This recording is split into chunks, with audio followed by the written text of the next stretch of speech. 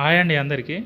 నేను ఈ వీడియో చేయడానికి ముఖ్య ఉద్దేశం ఏంటంటే ఒక ఇంపార్టెంట్ విషయం మీతో షేర్ చేసుకోవడానికి ఈ వీడియో చేస్తున్నా. మనందరికీ తెలిసిందే పబ్లిక్ డిస్ట్రిబ్యూషన్ సిస్టమ్ ఉంటుంది చూడండి. మన చౌకదారుల దుకాణం అని మన విలేజ్లలో చూస్తాం కదా. అయితే కేంద్ర ప్రభుత్వం ఒక పథకాన్ని ఈ 2019లోనే రిలీజ్ చేసింది. అయితే ఆ పథకం పేరు ఏంటిదంటే ఫోర్టిఫైడ్ రైస్ అంటారు అనేది. అది ఈ ఫోర్టిఫైడ్ రైస్ ఏంటంటే ఇది ఫస్ట్ పైలట్ ప్రాజెక్ట్గా చేసిర్రు మా కేంద్ర పాలిత ప్రాంతాలైన దాదరా నగర్ హవేలీ, ఇంకా తర్వాత డయ్యూ డామన్ ఆ ఏరియాలలో వేసిర్రు. 2022 నుంచి వెళ్ళి ఇది దేశవ్యాప్తంగా అమలు చేస్తారు దశల వారీగా. అయితే నేను చెప్పేది ఏంటంటే ఈ ఫోర్టిఫైడ్ రైస్ గురించి చెప్తా. మనం ఇప్పుడు అన్నం వండుకుంటాం కదా. అన్నం వండుకునేటప్పుడు మామూలుగా రైస్ తీసి బౌల్లో పోస్తాం కదా.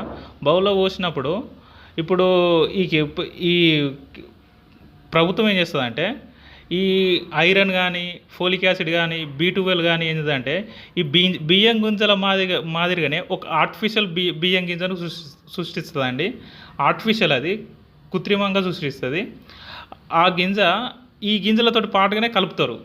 ఆ ఆర్టిఫిషియల్ గింజనే ఆ ఆర్టిఫిషియల్ గింజ లోపలనే ఫోలిక్ యాసిడ్, ఇంకా తర్వాత ఐరన్, B12 ఇవన్నిటిని అందులోనే మిక్స్ చేస్తారు ఆ ఆర్టిఫిషియల్ గింజల్లోనే. అంటే మన బియ్యం గింజల మాదిరిగానే ఉంటుంది, ఆర్టిఫిషియల్గా చేస్తారు. అది మామూలుగా చెప్పాలంటే మన ట్యాబ్లెట్ అనుకోవచ్చు. మన క్యాప్సిల్ వేసుకుంటాం చూడు, క్యాప్సిల్ ట్యాబ్లెట్లా ఇట్లా క్యాప్ తీసిన తర్వాత అందులో యాక్టివ్ ఇంగ్రీడియంట్స్ ఉంటుంది, మందు ఉంటుంది. అలాగనే ఈ మందులాగానే ఈ ఫోలిక్ యాసిడ్, B12 ఇంకా తర్వాత ఈ ఐరన్ ఇవన్నిటిని అందులో మిక్స్ చేస్తారు. చేసిన తర్వాత ఏమైందంటే ఈ బియ్యం గింజల మాదిరిగానే అవి ఉంటాయి ఆర్టిఫిషియల్గా.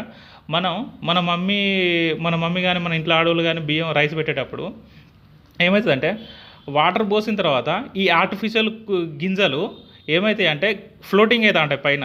ఏది మన వాటర్లో ఫ్లోటింగ్ అవుతా ఉంటాయి. ఆ ఫ్లోటింగ్ అవుతాయి కదా. అయినప్పుడు ఏం చేస్తారంటే అరే ఇవి ఖరాబ్ అయినవి ఉన్నట్టున్నాయని మన ఇంట్లో మమ్మీ వాళ్ళు అనుకునే ప్రమాదం ఉంది కాబట్టి ఖరాబ్ అయినాయి అనుకొని కింద పారబోస్తారు. అట్లా పారబోయకుండా అది ఆర్టిఫిషియల్ గింజ కాబట్టి అట్నే తేలుతూ ఉంటాయి, అట్నే ఫ్లోటింగ్ అవుతూ ఉంటాయి.